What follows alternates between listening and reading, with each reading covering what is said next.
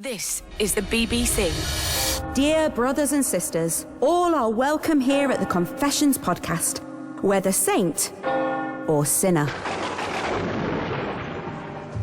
Ready to have so much fun? Yeah. Yes! You having fun? Everyone. Bobby, you having fun? Yes, we had cakes today. Thank you everyone who bought cakes. Which didn't include you, did it? Yeah, that's the point. No cakes from Bobby. What's Yeah. that about? Well, no I in team, Bobby. Too many cakes. I'm saving mine for Tuesday. That's good because, as we have established, without shadow of any doubt or scientifically proven, Tuesday is the worst day of the week. Always. Yeah, It's true. the baggiest Yeah. day. Yeah. It's got nothing going for it at all. None. So that would be really, really A nice patisserie Valerie bag full of surprises. Yes. I mean, there are other cake shops, obviously, good. but That's that right. one's But no, a good let's one. go for patisserie Valerie. That would be absolutely... Well, you can get it all over the country now. Even. Yes! Oh, well, that's okay then. Are they competitively priced? Listen. I do hope so. I was just thinking how things have changed. You know when you go into the services on the motorway?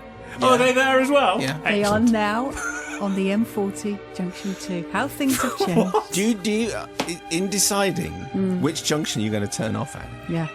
are you influenced by the range of shops that are available? Because I am. I'm not going to go there. I'm going to keep going, even if I run out of petrol.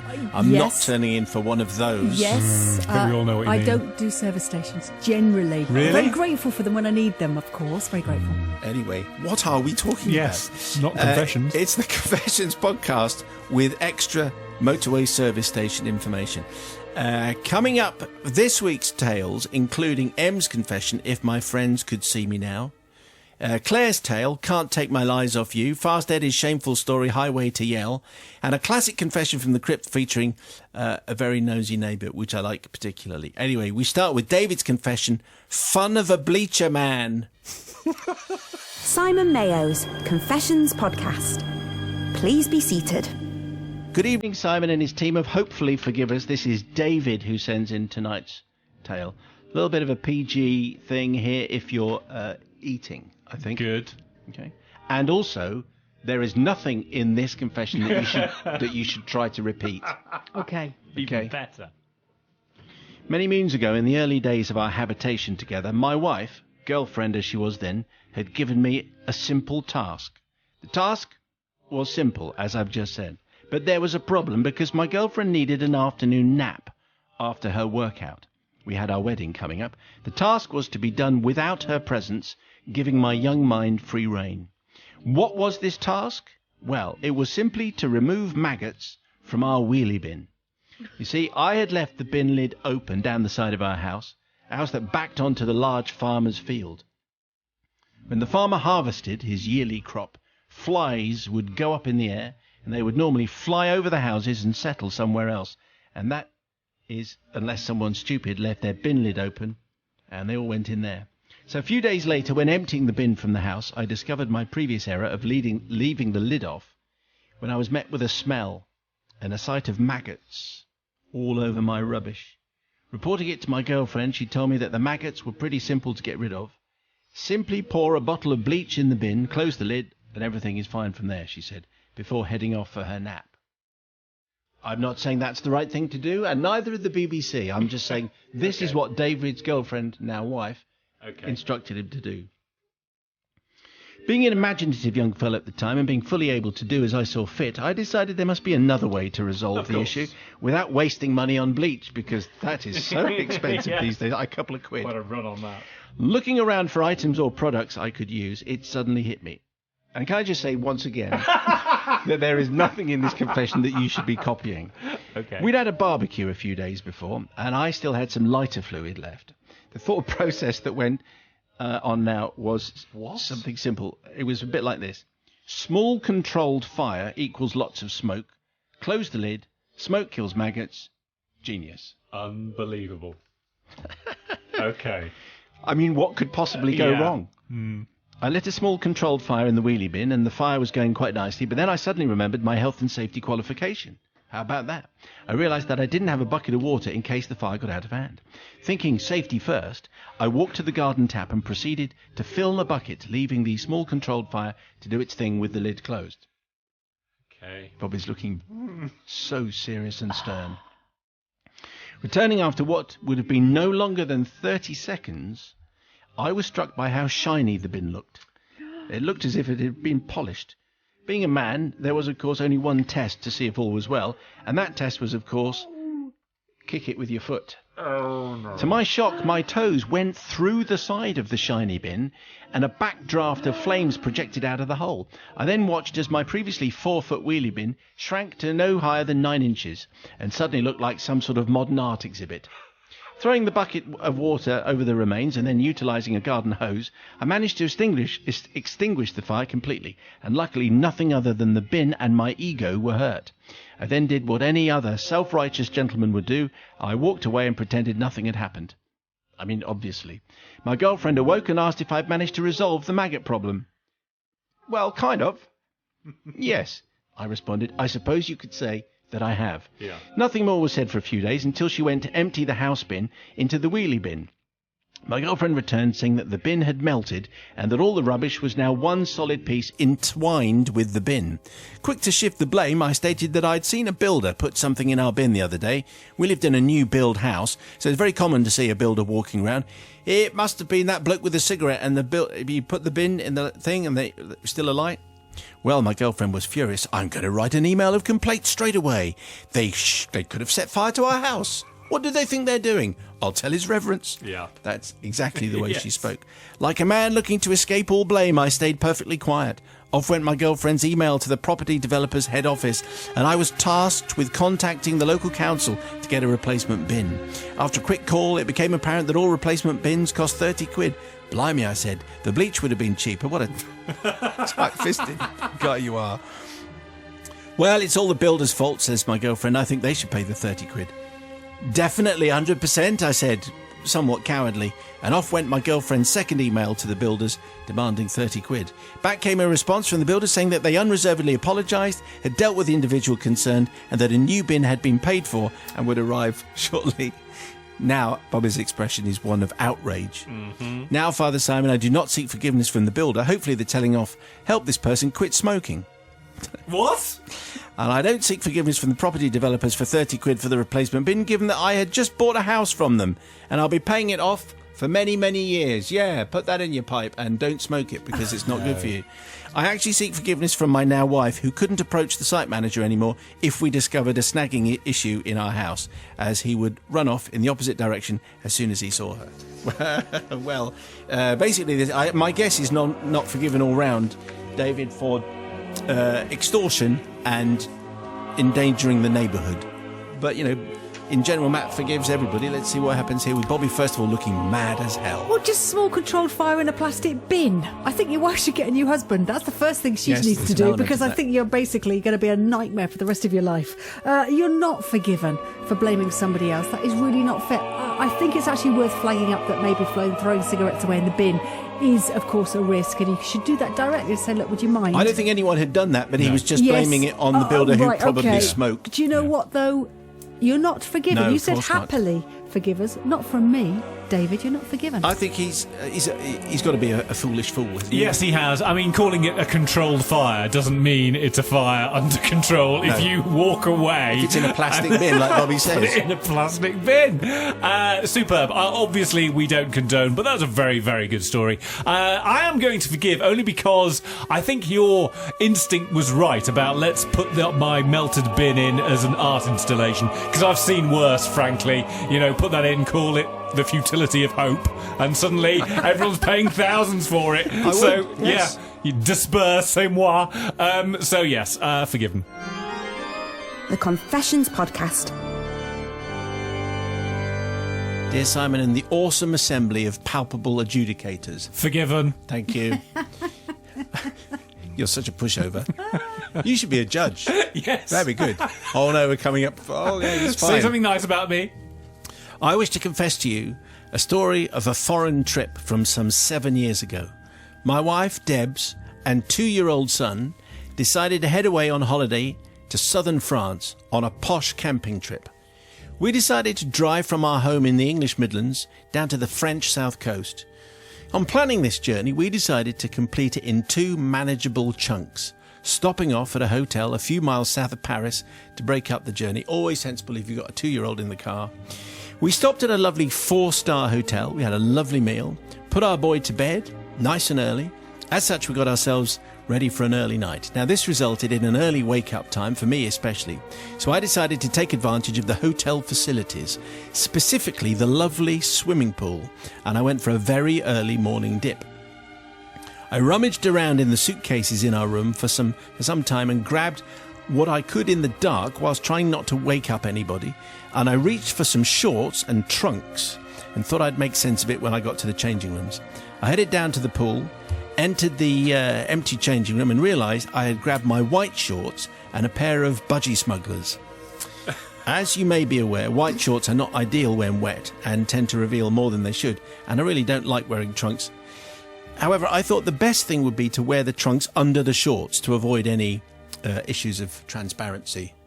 Okay. Yes, we're all with him. I went to the pool and it was deserted, completely and utterly empty. I could enjoy an early morning swim all on my own.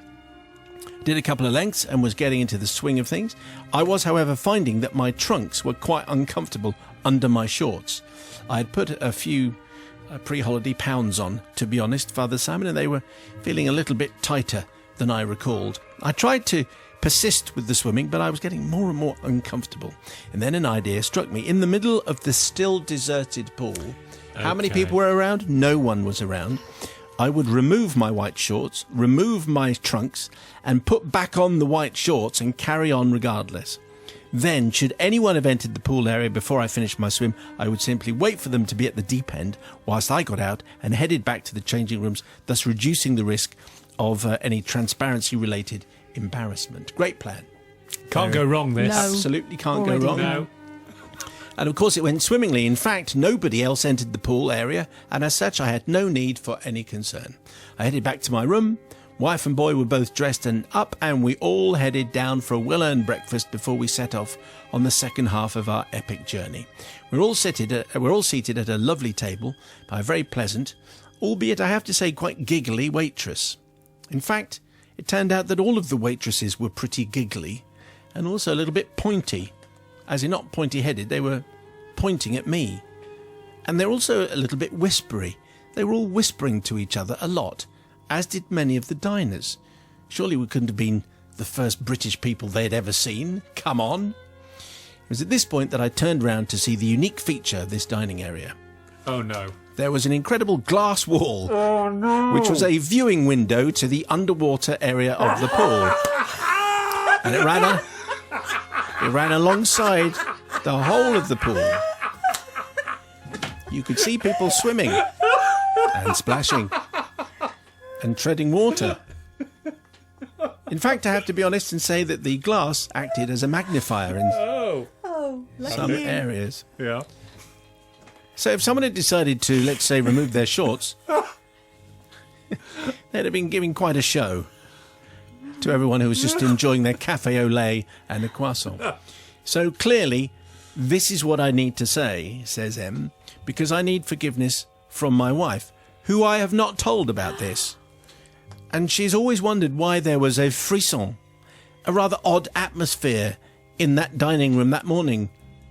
I also seek forgiveness from the staff and the patrons of the dining room that morning, who must to this day wonder exactly what was going on. These English exhibitionists, all of them. I can only apologise if it put them off saucisson for life, says M.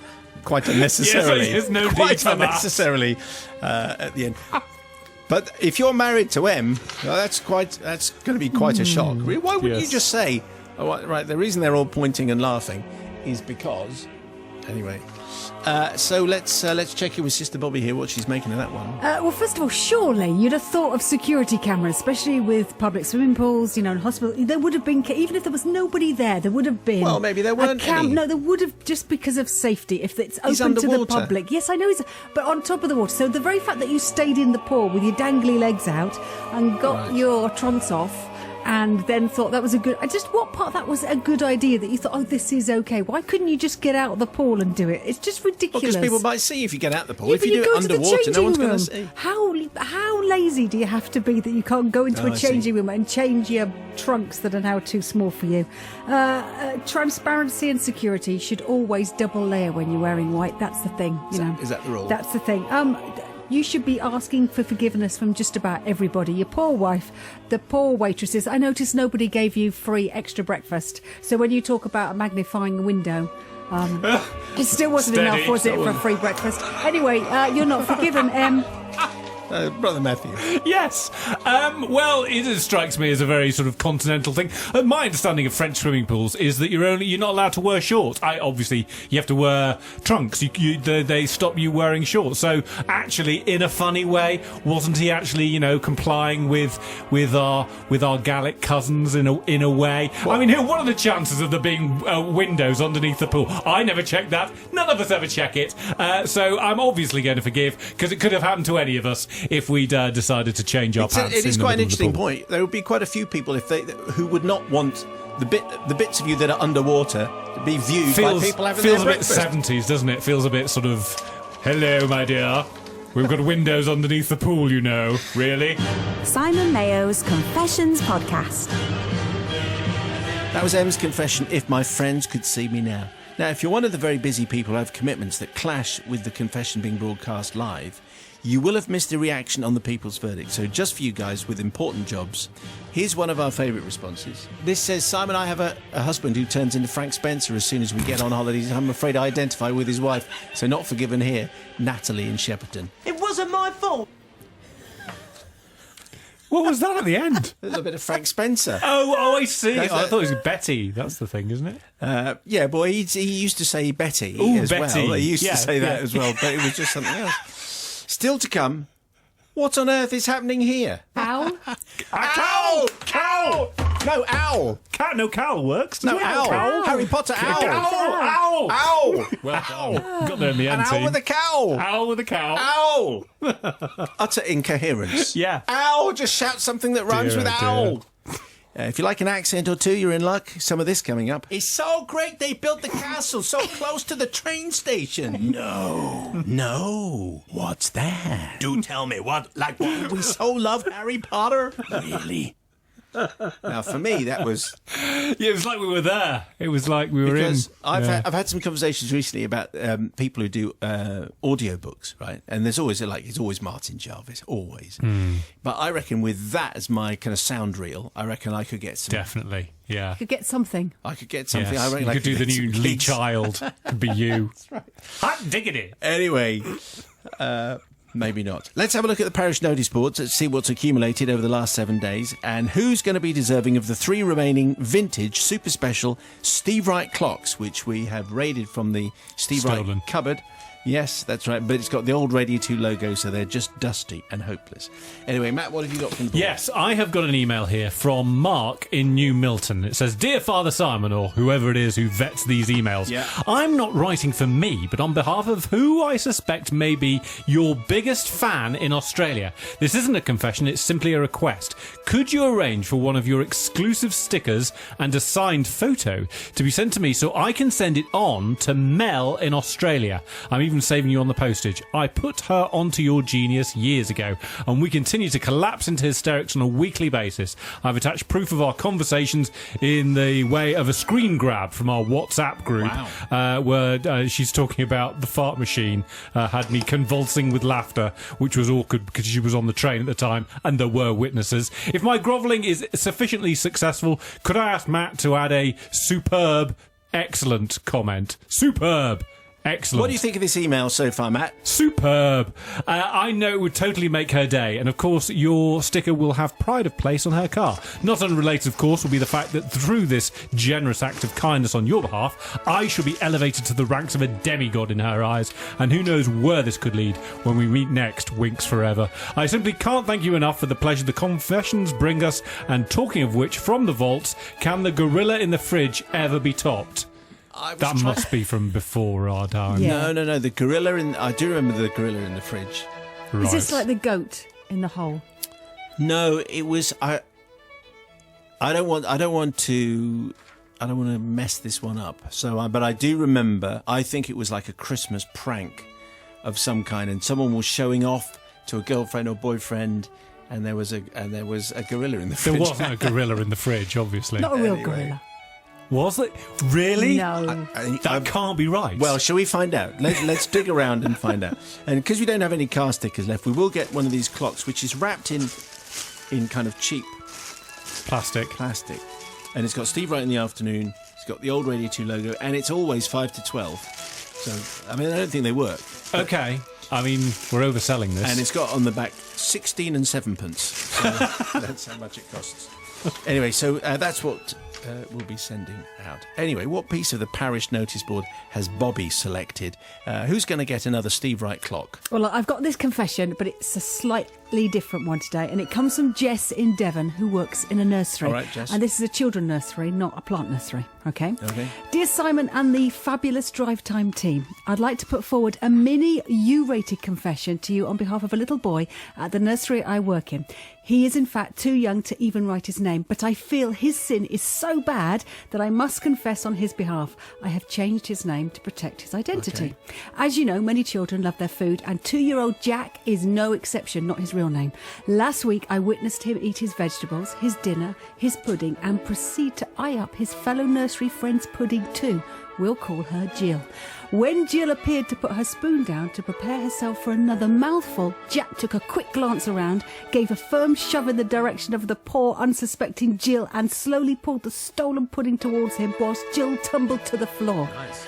He then proceeded to eat the whole thing in 2 big mouthfuls while we picked up Jill and dusted her off. Wow. All the other workers were none the wiser as to why the little girl fell, so I didn't know whether to give Jack a jolly good talking to for hurting Jill or give him a pat on the back for inhaling the stolen bread and butter pudding before anyone could comprehend what had just happened. You'll be pleased to hear I am a loyal listener to both the podcast and the Drive Time show. News. So would love to get a mention and possibly any form of Drive Time memorabilia now the car stickers have gone. Just for the avoidance of any doubt, I ratted Jack out a few moments after, and Jill came away from the fall unscathed, if a little hungry. It's quite impressive to take someone's pudding and push them over at the same time. And eat it in 2 gulps, 2 mouthfuls. That's not bad at all. Do we forgive Jack? Yes. Yeah. No. Yes. You see, the thing is, this starts at 2. You know where he's going to end up, don't you? Oh, really? Is it Yeah. a gateway? Is it? He's going to Is end it up now? in the Prison. country at some point, and that's going to be no good. I don't think I forgive Jack. Okay, well, let's send them all clocks. Okay, but not to Jack, because we don't forgive him. No, we do. We do? You've only got 1 vote, and you've been How outvoted. come you two forgave him? Because Can't You two remember are now. rotten. You two, I bet you were like this at he's school. 2 years old. He's- I bet yes. you. He's definitely yes. getting forgiven. And who's brought him up? That's what you've got to ask. He's haven't probably hungry, and he needs 2 puddings. We all need 2 puddings every now and again. you? Yeah, but you don't push someone over to She take their didn't pudding. need it. She didn't need she it. did, just because she's a girl. Anyway, we received another photograph to go in our smug section of the notice board, which is a very large section. People sort of proudly displaying their Drive Time stickers. This week's it's been sent in by Janet and Sandy May. The photo is of Sandy and Jack the car, proudly showing off its new edition. And there it is, back in the middle. Wow, It's look got- at that. It's got one of the ones with the Union flag on top. Yes. And just beneath the Union flag, a nice Drive Time sticker. Anyway, if you have your car sticker or a Steve Wright clock and you want to be part of the smug section, send your picture to confessions@bbc.co.uk and we'll see what we can do with it. Last week we asked if you could top playing the Confessions podcast out to the whole of Liverpool Cathedral, which was a pretty spectacular way of displaying our wares. And Mrs. Purcell has emailed in this offering. Dear Simon and the Saintly Acolytes, not Liverpool Cathedral, but the next best thing, a school in Strasbourg, which, by the way, is in France, not Germany. I mention this for the benefit of listeners less informed than your good selves. France and Germany are, of course, well-known European countries. Yes, they are. Picking up on one of the themes of the week. The prospect of owning a BBC clock has turned into a mild obsession with me, so please allow me to plead my case. Here at Lycée International des Okay, I'm going to do this properly. Here at Lycée International des Pontonniers, all my classes, 6 in total, listen to your confessions on a weekly basis. I have gone as far as using the programme as an academic means to perfect my students' English. Finally. Imagine all the accents that they're going to be learning from Yes. around the world. As I have subscribed over 200 new listeners, What? I was wondering if I may be eligible to receive one of those vintage clocks. Being somewhat vintage myself, I feel it would be appropriate. Quite right. I think it absolutely is.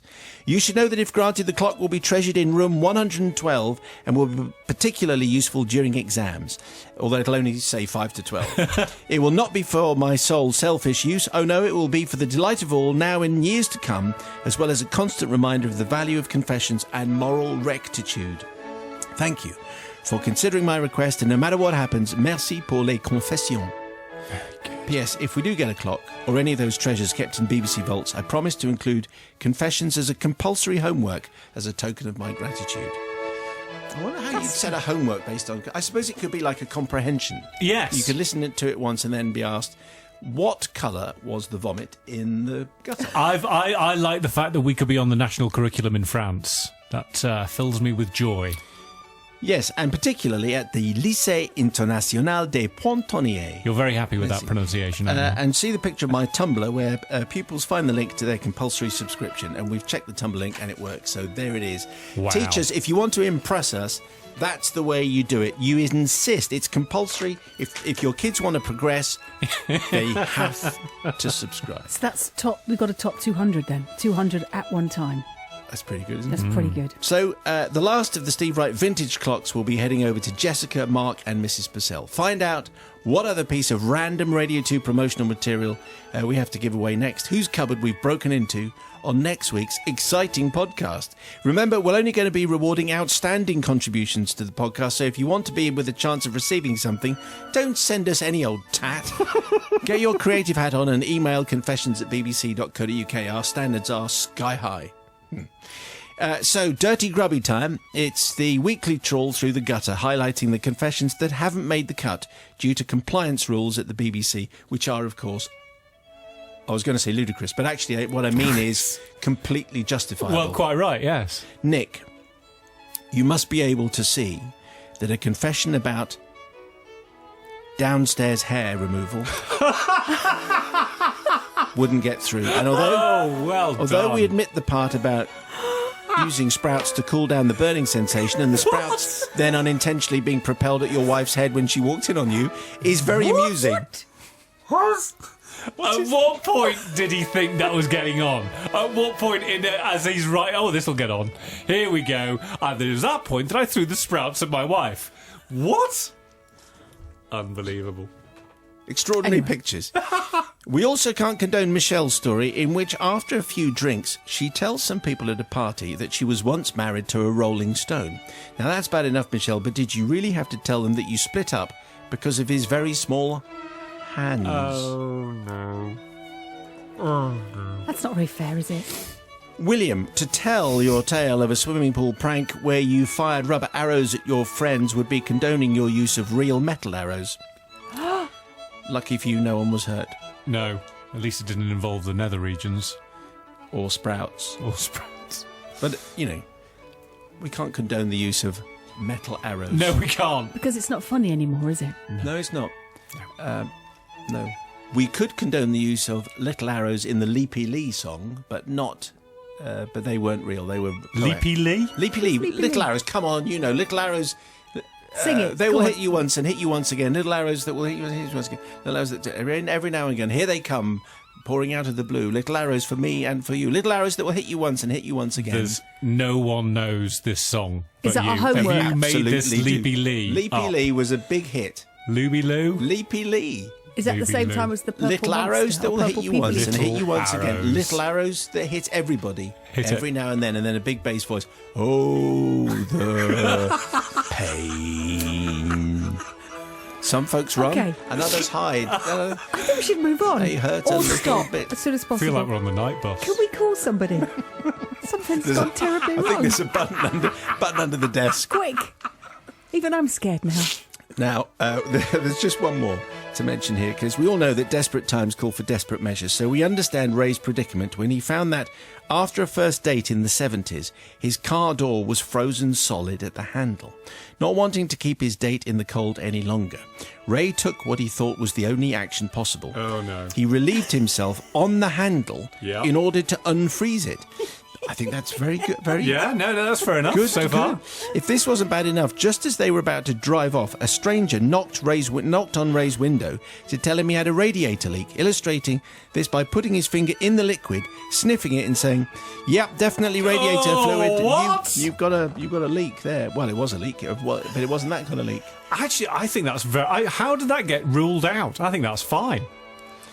I think it was probably the putting his finger in it and sniffing it. Okay. Can I just say also at this point, I was going to say this on air, we've had an awful lot of stuff, mainly homework questions, revolving around... I know this podcast got nothing to do with homework. An awful lot about picking your nose, about bogies. Okay. So I'm just going to say, because it's tea time, and there's just something about... You know, a lot of them are things like, is there any nutritional value to bogies? Is that why kids eat them? Okay. So we're not going to do that on the air. No. Because you just think, what a revolting thing. Well, I don't Is know. there? No, there isn't. I mean, they're only eating them because it's there, isn't it? That's why they're eating them. That's why I ate them. Exactly, it's there. Do you Just have a packet of crisps. stick your nose in the car? Well, Like traffic lights. I mean, which of us can honestly sit here and say we've not done Anyway, that? none of these are okay. Although one of them was slightly better. I think that last one was probably okay. Yeah, no, I think it was fine. Anyway, back to this week's... if you've got one, it's confessions@bbc.co.uk, but I think you know about that. So back to this week's Fast Eddie's Tale, Highway to Yell. The Confessions Podcast. Simon and the Pious Posse. Some years ago, my friend Betty and I were doing our usual motorhome tour of a well-known Mediterranean country. So that's... It's a well-known one, Yeah, so- as opposed to one of those that no one knows about. Yeah. A Mediterranean country you've never heard of. Anyway, no, it's a well-known one. So it narrows it down a bit, doesn't it, really? Over the years, we had toured the length and breadth of this fine land and found many a stunning location with a history and architecture telling of a once very great nation. I wonder which one it could be. On these trips, I get to take my golf clubs and Betty takes our 2 dogs around the local countryside while I get my 18 holes in. That's the way it works. On this particular trip, we adventured to the very far west of this particular famous Mediterranean country and to a very small town I'll call Casa. Could be Literally any it Mediterranean could country, be- this, couldn't it? Could be any of them. Could be. Where the plan was to search for an ancient ornate bridge which was listed with the town. Whilst trying to find said bridge, I pulled our motorhome over to the right of the road, aware that I was driving a vehicle of some size. So Bobby approves of that. Yes. However, upon doing so, I found that A, I had actually pulled over next to the junction I needed, and B, this was one of those odd junctions where you have to turn right to go around in a semicircle to be able to turn left. It's all foreign. Anyway, I managed to navigate it and was just pulling out when suddenly, out of nowhere, and I mean nowhere, a police motorcyclist was right up beside my passenger door and gesticulating wildly to pull over. Hey! Hey! Hey! He was saying in a heavily accented, Yes. generically European Yes, could accent. be, yeah. He could have come from anywhere. Literally anywhere. Yeah. Hey! Hey! He was pointing. When we arrived a mile or so up the road to the lay-by where the policeman was parked, he was already off his bike with a tiny pocketbook out, rooting through it, trying to find something relevant to my misdemeanour. But any amount of my trying to engage in conversation to try and understand the problem was just greeted with a grunt and a Gallic shrug. Well, a possibly Gallic shrug could have been a shrug from any area of Europe. He clearly was saying he didn't understand me. Even Betty, who speaks the language, could get no response. Eventually, our policeman, after a long search, gleefully pointed to a page in his little book, and it had his text, the language he understood, with the English next to it, and he pointed, this. Yeah. Yeah. He meant this, obviously, but No, because he yes. was generically European, that's basically how it came out. Anyway, the English translation said, going the wrong way around a roundabout. Now, I knew full well that I'd followed the signs correctly, but what made me even madder was that was written beside it in the book, fine equals €100 or €200, and I was absolutely astonished. I'd heard stories that as they've got no money, this is how the police in this part of the world survive. Ah, now you realise That's the reason why we're being anonymous.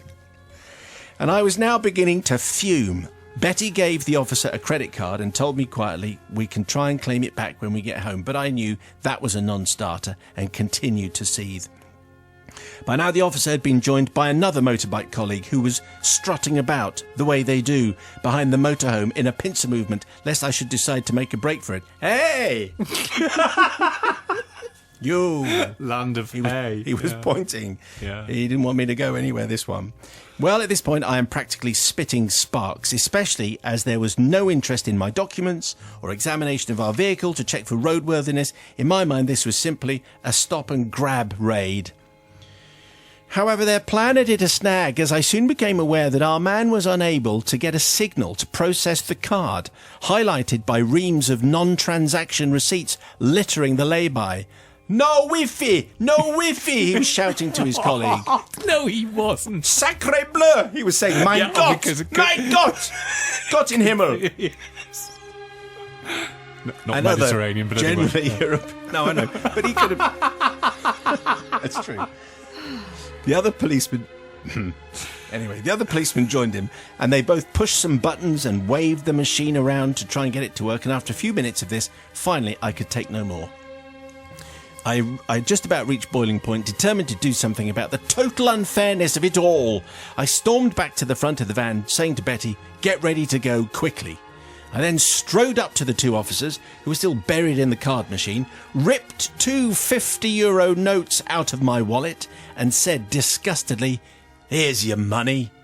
The arresting officer took my cash with another Gallic shrug, possibly from somewhere else, as if to say, only doing my job, mate, which is obviously not what he said, but that was the kind of language that he had, and handed back my licence along with a receipt. I snatched it in a huff, headed back to the van, and we were off in no time. As we got a little way down the road, Betty, who could tell by my whole manner that something had occurred, asked with trepidation, what did you do? To which I replied, well, they got no money, but they can look at them, they can afford to ride around on 1150cc BMW bikes in Perez. And as they can't go anywhere without the other, they're going to have a hell of a job going anywhere without this. I then proceeded to hold up the ignition key. What? From one of the motorbikes which had fallen into my pocket. Unbelievable. At which point Betty started to practically hyperventilate. I tried to calm her down in the best way possible. I calmly rolled down the window. No. And whoosh, out they went into a hedge. Anyway, can I just say at this point that obviously We don't condone any of the forms of behaviour that are taking part under our very noses. Yes, in some undisclosed location. At this, Betty visibly began to calm, although she still watched the mirrors for several miles, even though she knew they couldn't chase us. Father Simon, I don't seek forgiveness for the thinly disguised highwaymen, because that is what they were. Professionalism and courtesy were definitely amiss, and I'm afraid that was just their due deserts. I can only imagine the explanation when they had either to call for a pickup to get the bike returned to the station or request a spare key. I do, however, seek forgiveness for my poor, unsuspecting travel companion Betty, who took several miles and a large wine to finally calm down, as indeed one would. Well, Fast Eddie, I think that was suitably generic. I don't think we can pinpoint that on any police force, although clearly it's a European police. Anyway, so you can't really behave like that. I think you're asking for trouble, so I'm not sure. I think Sister Bobby is going to be quite stern, but let's see. I just trying to work out right at the beginning, did they commit a traffic offence? Or was it just because of the size of the vehicle? Fast Eddie says that they didn't, and didn't. Basically they're just after a quick buck. Because I can't work out why he didn't kind of prove and do a diagram and say this. However, I do understand when you're dealing with the powers that be that have that much power, sometimes the best choice is just to give in and then get on with your day. Sometimes you have to let it go. And that's what you have to... When you have to do that, you just have to let it go. You have to let it go. You let it go properly. Don't pretend to let it go and then do something else, because that creates a big thing. And I don't think it was right you stole the keys, because that's not allowed. really. It is against the law in most countries, In I most think. countries, You'll find and all also countries. it's one of those things. As you didn't spend enough time explaining to him why you had to do the thing, because you didn't seem that you He didn't wasn't interested. communicate very well. He just wanted 100 Well, euros. no, I understand the frustration, but the thing is you don't make it bigger than it is. It's already a problem. Don't make it a bigger problem. You don't add fuel to the fire. So, Fast Eddie it is very and Betty, Yeah. you're not forgiven. Although I do fancy coming on holiday with you guys. It's very frustrating when the cop that waves you down actually has the credit card machine in his hand. Well, maybe that's because it's his job. Is there a chance, Fast Eddie, you went the wrong way round this roundabout? I'm going to say there might be a chance. I went driving in Italy last summer, and the first time you come across a roundabout the wrong way round, it was a little bit of the other side of the brain having to work. So I'm not quite convinced that Fast Eddie was entirely adhering to the rules. How on earth do you get hold of a policeman's ignition key? How does that happen? They're not just hanging around. Fell into his pocket. I think Fast Eddie is holding a few things back, but not from me. However, no, I can't forgive. Normally Really? I forgive everyone. I can't forgive this. This is unbelievable. Well, he is Fast Eddie, isn't he? So he was yes. fast. This is the place where penitents seek our pardon for their sins. Simon Mayo's Confessions podcast. Father Simon, the Forgiving Collective. I seek some leniency. Well, actually, there's one accent that I'm not doing. Oh. And a variety that I am. Okay. Well, that's good. I seek some leniency from a mood I was in last year when a tether end had been finally reached. I'm lucky enough to live in wonderful Edinburgh, and my year spans from August to August in perpetual anticipation of the Festival Fringe. The beginning of August is always full of eagerness, fun, and frivolity. I'm always happy to be a helpful guide to overseas visitors. Sometimes I not only direct them to the covert performance venues, but also take tourists down the meandering, twisted back alleyways and precarious staircases of Edinburgh's mysterious and dramatic old town. A free walking taxi is what I call myself, while I regale them with stories of the macabre past of old Dunedin. Every year a few of us have a competition to find out who at the end of August has overheard a comment or has been asked the stupidest question about Edinburgh by a tourist.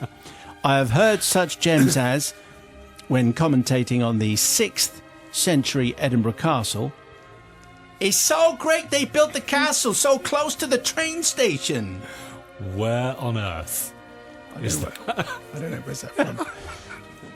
"Your city is so old, why don't you just knock it down and build new stuff?"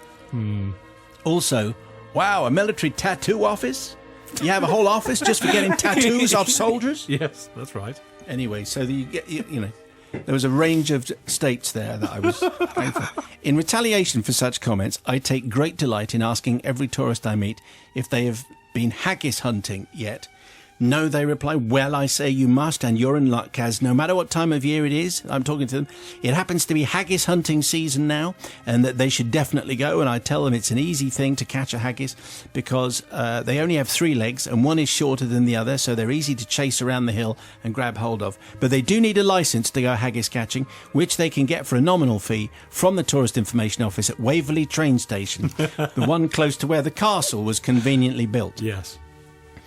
And by the end of August last year, I was tired of my bus home being an hour late and then not being able to get on it as it was so packed with bloomin' tourists, as 10cc so famously said back in the 70s. I was also fed up of being charged twice the regular price for warm, flat cider.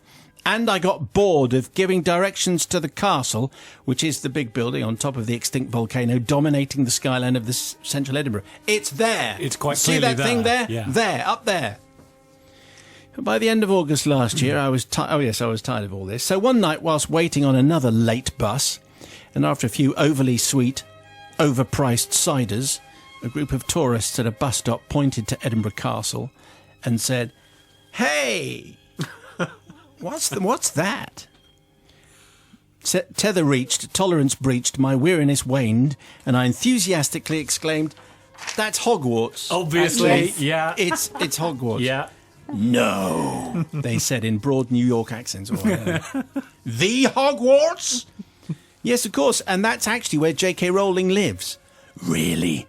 they asked. Can we go up and visit? Is that... No, it's JK's private home. Tourists are only allowed up there in winter when she's living abroad, but not in the summer because she goes to the Fringe a lot, you see. I then asked the obligatory question about haggis hunting and directed them to the Tourist Information Centre. They said in their American East Coast twang... Yeah. Or wherever it was they came from. We are just so thrilled to have seen the Hogwarts, and we so love Harry Potter. Harry Potter? Really, I said, drawing out the word in my Scottish East Coast accent. Yes! Oh, here we go. Go on. Which I'm just conveniently making neutral for the purposes of... When I say neutral, I'm not in any way implying that Scottish East Coast isn't anything. Anyway. So I say, says Claire. I can speak English as well. Well, have you been to the Harry Potter shop on Victoria Street? No. What's that? They asked. Rather stupidly, I thought. After resisting the urge to slap my forehead, I told them it was a shop where you can get all sorts of Harry Potter things that are not sold outside of Edinburgh. Do tell me, what? Like what? What? They asked excitedly. Mischief overtook me at this point, and the cider. Oh, the usual stuff you'd expect, like stuffed owls, Hufflepuff scarves, and wands. I answered earnestly. Do the wands work? Right, I thought, okay. I have officially won the prize for hearing the stupidest question on the Fringe. Yes, of course they do, but they're only programmed to respond to Scottish accents. But I reliably informed them they could go there and buy invisibility cloaks instead. Really? They sell the real invisibility capes? Do they actually work too? Of course they do, I said. And I said it so convincingly I thought maybe next year I should be in a play in the Fringe. With Dame Maggie Smith levels of conviction, I proceeded to inform them that the cloaks worked by a technology that JK herself had made in collaboration with MI5 and their spy technology, and she's paid mega millions to have developed, and only she has the patent for, so no one else is allowed to make a similar cloak, and you can only buy one if you live in the UK. But if they can activate the invisibility component of it, they may be able to sneak it through customs and take one home. The ladies decided not to get on their bus, but went in the opposite direction to the Harry Potter shop on Victoria Street to purchase not a dialectic specific wand, but their very own invisibility cloaks. So, Father Simon, your tolerant team, I need forgiveness not for the owners or the staff of the Harry Potter shop for having to endure Americans trying to put on Scottish accents to get their plastic wands to work, or looking for the invisibility cloaks, which would be difficult to spot in any shop. Yeah. I certainly do not ask forgiveness from any tourists whom I've teased over the years. Buy a guidebook before you see the guidebook? Buy one of those. It'll tell you everything you need to know, but I do ask for forgiveness for the busy, tired and ever-patient tourist information guides at Waverley who have to explain again that there is no haggis hunting season, haggis cannot be hunted, and that there is no animal anywhere in the world with only 3 legs. However, this is all redeemed by the idea of Americans going to the Harry Potter shop and trying to speak to their wand in a Scottish accent just to see if it actually really works with real magic. That's an entertaining evening right there. What do you say, Sister Bobby? It was tricky. I'm going to flip-flop on this because, first of all, Claire's a woman after my own heart. Where else can you be in August except at Edinburgh at the Fringe? Fantastic. However, no. There's only really Edinburgh. It's such a fabulous thing to be at. But here's my problem. Yes. Because Claire is enthusiastic about everything that's going on.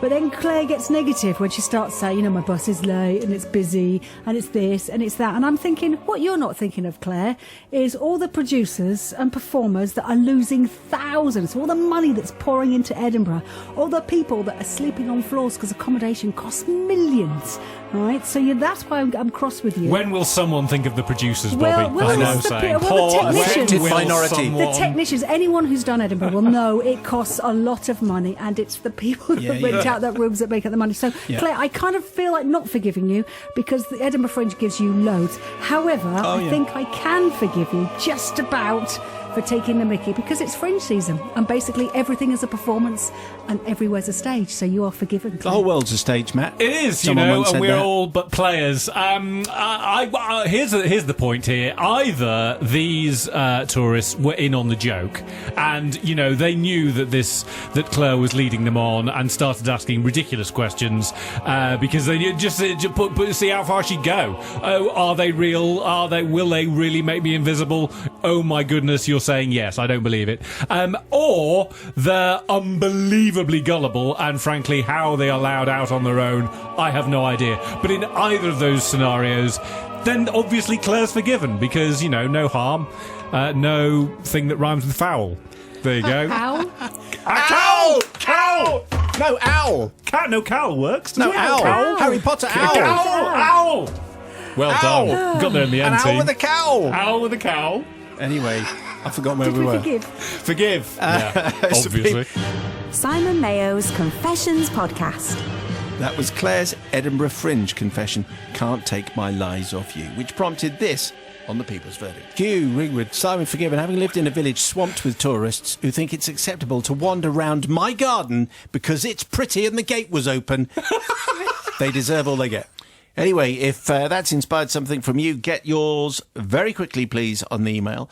That's it from all the brand new confessions, but it's not the end of the show, obviously not the end of the podcast, because we have another confession from the vault, excavated from our crypt, this week suggested by Fabienne Rangard, I would say. You're reaching, I feel. Rangard. Wronga! Fabienne, anyway, and Zoe Kennington on Facebook, and Andy on the email. Simon, my favourite confession was the one about the lady whose husband had recently died and a nosy neighbour was being just way too nosy. I had to stop the car to laugh.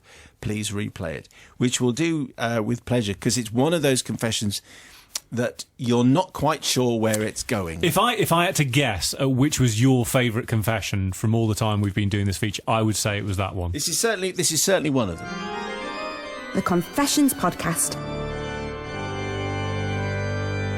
Dear Father Simon and the Collective, I really need to ask for forgiveness from you, as there is no other body, religious or otherwise, who could even be trusted to understand my sin. It happened in the pre-Christmas period of 2005. My husband and father to my 2 children had passed away 18 months ago. Let's call him Andrew, that's not his name. Christmas was another event in our life when we needed as a family to manage and survive, whilst as a mother, I wanted to make it a special family occasion. You must understand that our family has always been a little crazy and built on a lot of love and a lot of laughter. The 3 of us, me and 2 daughters, 13 and 17, were Christmas shopping in a well-known store when we walked straight into a long and what we'd hoped for lost former neighbour. Andrew used to call her Mrs. Pass-It-On, as she would hear gossip and could not wait to pass it on to absolutely everybody. Generally, she was not a nice person. The girls groaned when they saw her. "Hello, look at you 3, she says. What are you doing?" Shopping, obviously. It was 5 days to Christmas. She went on to ask the usual questions. "What do you want for Christmas?" I don't know if I'm doing this patronising kind of nosy voice entirely. No, you've got it correct? nailed. I don't know Have why I? that is. Oh, really? Yeah. Okay. So she goes on to ask the usual questions. "What do you want for Christmas? Where are you spending Christmas?" My normal chatty daughters just muttered replies, hoping she would go away soon. And then the question came, "Where's your dad then? Is he skiving on the shopping spree?" Now, at this point, I could have told her of his passing, but it would have been followed by full sentiment and many questions. I didn't want to subject the girls to this, not today. From nowhere, and without any further thought, I said, "Andrew is no longer with us. He's in prison." Oh no. The gasp from Mrs. Pass-It-On was audible throughout the store. The girls, both by my side with lowered heads, squeezed closer to me. What had I done? What had I said? "Mrs. Pass-It-On," I asked her, "what did he do?" Before I could reply, my youngest daughter announced rather loudly, "Dad was a bigamist." Oh, outstanding. Further gasps from Mrs. Pass-It-On. I couldn't believe my daughter could lie so easily. Well, she is her mother's daughter. Immediately, my eldest daughter said, "Yeah, that's why he sent us to private school, so we didn't meet with all his other kids." I thought Mrs. Pass-It-On was going to explode and become Mrs. Pass-Out. She let out a final pain noise and she ran off, obviously unable to contain herself and wanting to find someone to spread the news. Now, dear Father Simon, my forgiveness is not asked from Mrs. Pass-It-On. She didn't really know us that well, nor is it from my darling departed husband, Andrew, as he had a wicked sense of humour, which he obviously passed on to our 2 daughters. My forgiveness is from the poor staff of Woolworths, where we were. No, we didn't cause its downfall, but this incident did result in 3 females laughing so damn hard that no pick and mix was sold for at least 5 minutes, as we couldn't move for holding each other up. I've often referred to this incident, especially when needing to keep the family spirit afloat. When your father gets out, there'll be hell to pay, is what I'd say. Anyway, it was a very closed family joke, but sorry to Woolworths while we're there. Terrible Mother has signed that, and I really, really like that confession. And when I read it out to myself the first time, I was laughing out loud for a long time, telling everybody about it. Terrible Mother, thank you very much indeed for the tell. You've won a double digital radio already. Let's see if you're forgiven those. Sister Rebecca's going first. Oh, what a wonderful set of mother and daughters. I love the spontaneous made-up stories, and especially from the daughters. That was just brilliant. I wonder if Mrs. passed it on. I bet she did. Do you think that there was gossip going around wherever she lives now? Obviously, she's not their neighbour anymore, so that's lucky. I think she wants forgiveness from the Woolies staff, and the fact that they were laughing so much they couldn't sell the pick and mix meant they had a fantastic day. They probably dined out on it for ages, so I'm going to forgive. Very funny. An extraordinary ad-lib from both of them. First of all, to say he was a bigamist. Well, no, first of all, to say he's in prison and then say he's a bigamist. Very good. Sister Bobby from the Priory. Yeah, inspired, absolutely. How can you not forgive? I'd want to say, actually, in times of trouble, if you can pull that out the bag, you're a pretty good team. So, yeah, well done. Absolutely forgiven. They won't mind it they wouldn't have minded in Woolworths. I just hope you shared the actual truth with them so they could really laugh too. And Mrs. Pass It On, she'd probably forgive you too, actually. Yeah. I just like it when your father gets out. There'll be hell to pay. Outstanding. Brother Matthew. Now, that is the reason we love this one, isn't it? Because as soon as she said, "Oh, he's inside," we thought, "Oh, right, this is going to be funny." But it's because I had things going through my head. What would I say in that situation? And at no point did I think of bigamy. And that's excellent. Well done. So yeah, we're definitely going to forgive for that one. Simon Mayo's Confessions podcast. And that was your confession from the crypt, featuring Matt and Bobby and Rebecca. And it's not surprised that the mother is on top of it and just come up with a line like he's in prison. Yeah. But the fact that the girls are just, yeah, that's right, yeah, he's a bigamist. Yeah, that's why we had to go to that different school, because of all of his kids. Where did that come from? Fantastic. If you have a request for a vintage confession, like Gorilla in the Fridge, that kind of thing. No. Confessions at No, it was broadcast. I think it's Really? fine. I think it's fine. Yeah. Unbelievable. Confessions at bbc.co.uk. Sister Bobby, you forgave just 1 this week. Yearly tally, 21.5 forgivenesses, 19.5 not. Matt forgave everyone apart from Fast Eddie. Yes, with his... unlike the audience, who definitely forgave him. Unbelievably, I cannot believe that I've got better morals than the rest of the audience. 37 forgives, 5 not forgives. Anyway, that's the tally. Confessions at bbc.co.uk. If you made it to the end of the last podcast, you had to tweet "drenched by blind man's bottom," which was the 3rd bottom code phrase in as many weeks, and I didn't realise that. Wonder whether until it was pointed out. Thanks to Matt, Dave, Ellis, Gordon, and all the others that did so. So this week's code phrase, which doesn't involve a bottom, is "no more saucisson for me, garçon." And if you could use the Cedilla accent, very good. That would be particularly fine. Don't forget, you can hear our whole radio show every Friday from 5 on BBC Radio 2. So goodbye from Matt. Goodbye. Bye, Bobby. Bye. This has been a Radio 2 podcast. Thank you for downloading us. Marvellous. The Confessions podcast. Go in peace.